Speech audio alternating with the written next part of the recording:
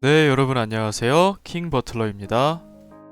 이제는 컵 대회입니다. 기존의 SBS 컵에서 G4 컵으로 명칭도 바꿨고 트로피도 제법 멋진 디자인이죠. 잘 준비를 했습니다. 또 10팀의 휘장이 이렇게 보이고요. G리그의 결과를 반영한다고 했습니다. 잘 알려진 대로 아나콘다와 개벤저스는 불참하게 됩니다. 사실상 해체 수순이 아닌가 생각이 되는데 일단은 해체라고 못 박진 않았고 이번 G4컵은 불참이다 이렇게 표현을 했습니다. 이 자리에 불사조 유나이티드가 또 스페셜팀으로 참여해서 10팀을 이루게 되죠.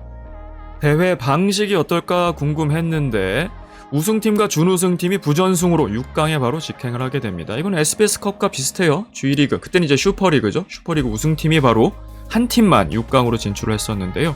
10팀이니까 이렇게 좀 수를 맞춰야 되죠.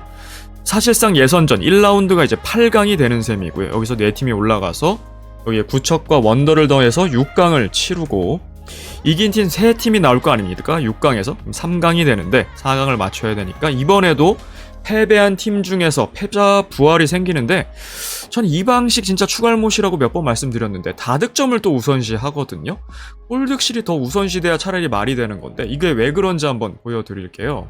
이 패자 부활을 통해서 2번 다 혜택을 받던 게 개벤저스입니다. 2번 다 준결승에 진출하죠. 컵대회 1회, 2회요. 바로 지난 컵대회입니다. 2회째 대회였는데 한번 여러분이 보십시오. 자, 2골 다득점 우선시로 해서 개벤이 올라갔는데 5대2로 졌어요. 탑걸은 2대1로 졌습니다. 블라비는 1대1로 무승부 띄운 다음에 승부차기에서 졌습니다. 3골 차로 진 개벤이 가장 올라갈 자격이 있는 것인지 1골 차로 진 탑걸이 자격이 있는 것인지 정규 시간은 비겼고 승부차기에서 진 블라비가 올라갈 자격이 있는 것인지 저는 블라비에게 가장 4강에 올라갈 자격이 있다고 보여지거든요. 그러니까 단순 다득점으로 한다면 몇 점 차로 지던 간에 골 많은 팀이 올라가게 된다.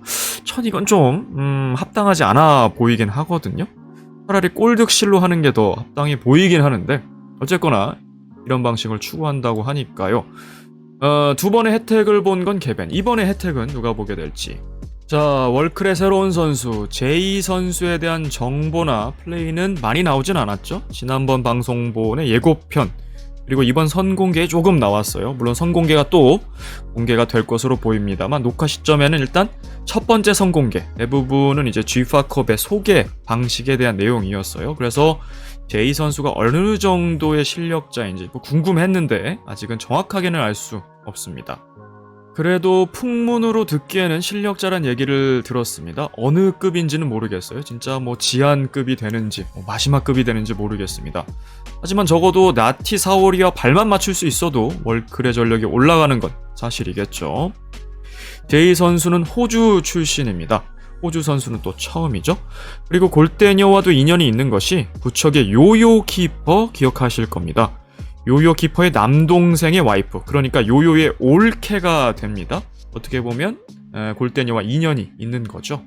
제이 선수가 아마도 엘로디 선수보다는 더 많은 플레잉 타임을 가져가지 않을까 싶어요. 사실상 주전이라는 생각이 들고요. 지난 G리그 월클이 단단한 이러한 키퍼를 보유하고 나우리 듀오가 있었음에도 좀 부진했던 이유, 사오리 선수가 골 침묵하는 것도 있었고 또 애기 엘로디 카라인 3인방의 수비 라인이 거의 자동문에 가까웠다는 부분도 있었습니다. 하지만 가장 큰 아킬레스건은 뭐라 해도 김병지 감독이죠. 김병지 감독이 또다시 별 성과 없이 본인의 화풀이, 성질만 내는 모습을 보이면 별로 시청자 반응도 좋지 않을 것 같습니다. 어쨌거나 토너먼트 단판 대회예요. 여기서 올라가야 6강으로 가는데 액션이가 상당히 어려운 상대거든요. 액션이가요 월클 상대로 5승 1패입니다. 이 정도면 천적으로 불러도 손색이 없습니다. 딱 한 번 승리했을 뿐이고요. 이 똑같은 체제, 그러니까 김병지 감독의 월클, 이근호 감독의 액션이로 붙어본 적이 있습니다. 지난 슈퍼리그 5회 때였고 5대2로 액션이가 대승을 했어요. 그때 김병지 감독이 김캐시 모드로 장난치다가 엄청나게 대패했는데 물론 그 다음에는 3연승 하면서 우승하긴 했습니다만 너무 모험수였죠. 캐시키퍼의 역량 분명히 김병지 감독이 오면서 강제로 레벨업 시키고는 있습니다만 선수들이 받는 스트레스는 이루 말할 것이 없죠. 엘로디 선수도 마찬가지인데 제이 선수도 아마 깜짝 놀랄 것 같아요. 얼마나 닥달을 하는 감독인지, 얼마나 선수들의 멘탈을 터뜨리는지요. 역시나 제이 선수의 실력, 퍼포먼스가 가장 중요하겠습니다. 제이가 정말 발군의 실력자라면 월클도 다시 한번 대권을 노릴 수가 있습니다. 여전히 1왕 키퍼인 캐시에 나티 사오리, 제이까지 삼각편대를 이룰 수 있고 애기가 있던 시절도 월클은 선수 고른 전력 측면에서 나쁘지 않았는데 제이가 온다면 업그레이드 되는 것, 거기다 엘로디가 거의 식스맨 자원이 될 가능성이 높죠. 여기에 카라인 선수 수비는 좀 좋지 않죠. 발밑도 느리고요. 하지만 킹 능력, 특히 지난 G리그에서 이 오른쪽 사이드라인 존에서 패스 받아서 슈팅하는, 이 사각에서 슈팅하는 카라인 존을 형성하면서 놀라운 슈팅력을 보여주고 있죠. 공격력만큼은 일품을 보여주고 있습니다. 하지만 1라운드부터 너무 막강한 상대를 만났어요. 과연 액션이를 꺾을 수 있을지요. 이근호 감독의 액션이는 멤버 변화가 없습니다. 이근호와 만나서 상당히 좋죠. 지난 G리그에서도 결승에는 못 나갔지만 조별 예선도 잘 치렀고 4강까지 갔습니다. 자, 컵 대회에서 액션이는 별로 성과는 없었어요. 첫 번째 컵 대회는 준결승. 그것도 그전 대회에서 우승을 했기 때문에 6강 부전승, 한 경기 이기고 4강에서 잡혔거든요.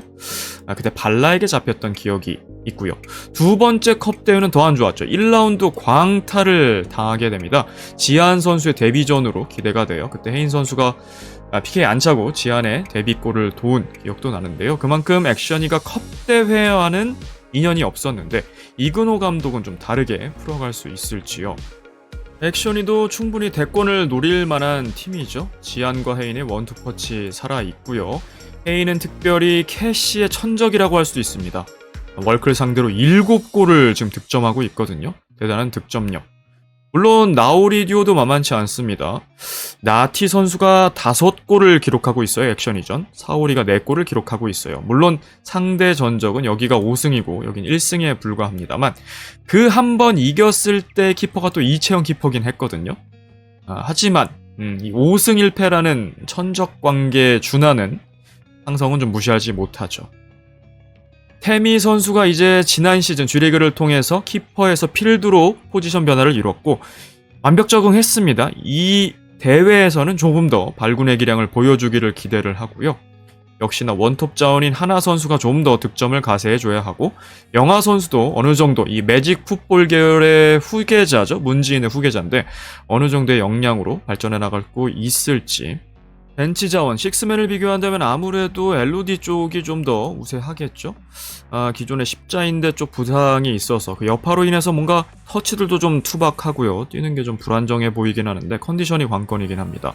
하지만 J, LOD, 카라인 누가 비교해도 영하 선수가 조금 열세인 건 사실이긴 하고요. 이채영 키퍼가 그럼에도 또 슈퍼리그 우승을 경험했던 키퍼예요. 액션이의 최전성기였던 슈퍼리그 3회 같이 우승을 했었죠.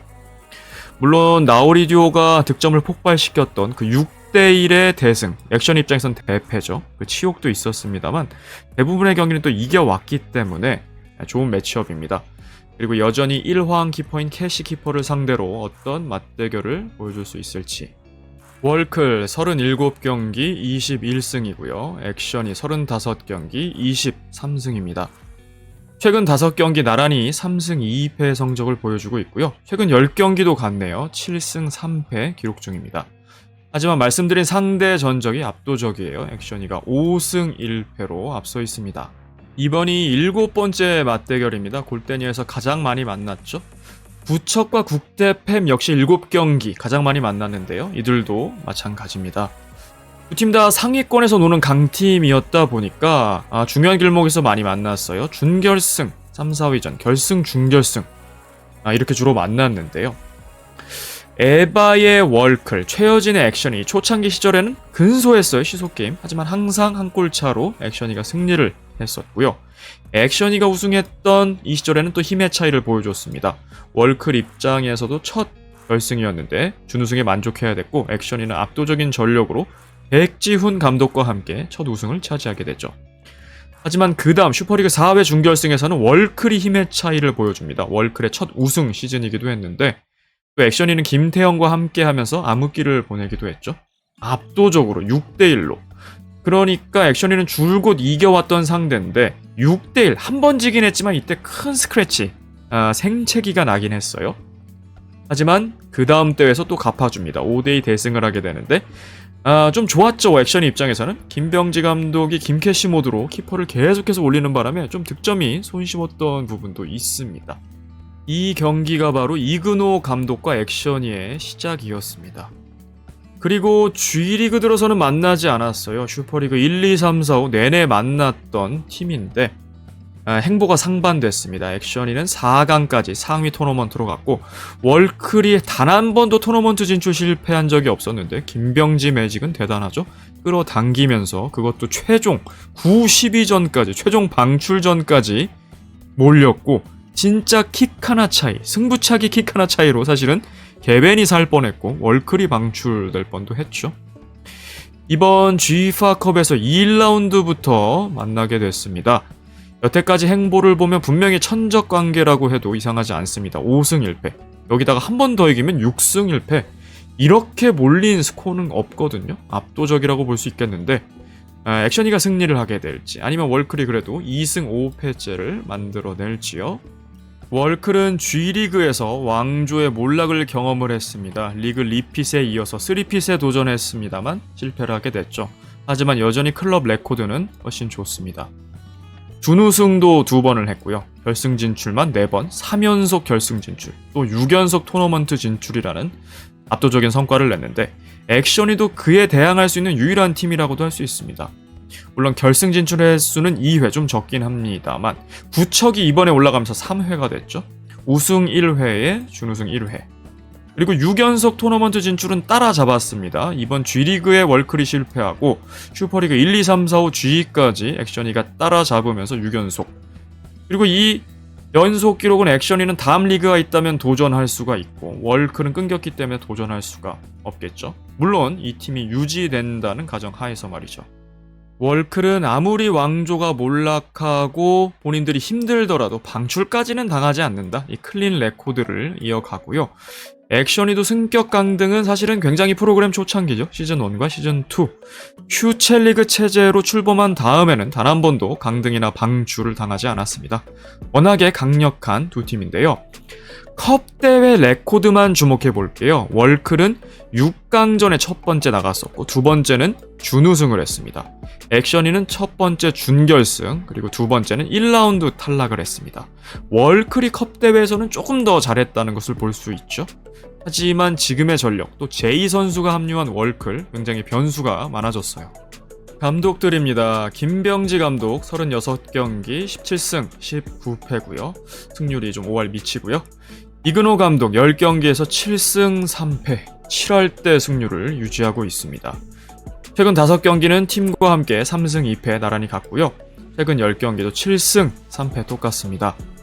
부이무 성적 김병지 월클과 함께 7승 4패 이근호 7승 3패입니다. 이근호 감독이요 액션이요 굉장히 잘 맞습니다. 김태형의 암흑기가 있었는데 이근호가 오자마자 이혜정을 다시 원톱으로 세우고 박지한 맨 뒤로 두고요. 다이아몬드 피면서 바로 3위까지 올려놨거든요. 역대 액션이 최고 감독은 전 백지훈이라고 생각을 하는데요. 우승을 유일하게 시킨 감독이니까. 하지만 이근호가 그에 버금가도록 지금 잘하고 있다는 생각이 듭니다. 지난 슈퍼리그에서 맞붙었죠. 이근호가 1승을 거뒀습니다. 이근호 감독이 대승을 하면서 기분 좋게 4강행을 확정지었던 그 슈퍼리그 경기였죠. 이근호가 2승을 챙길지 김병지가 설욕할지요. 김병지 감독은 월클이 은인과도 같은 팀입니다. 본인이 무관에 그쳤었는데 무관인 정도가 아니라 포병지 4연속 강등을 하고 있었죠. 월클 만나서 바로 우승에 성부를 했습니다. 좀 더 월클에게 잘해줬으면 좋겠어요.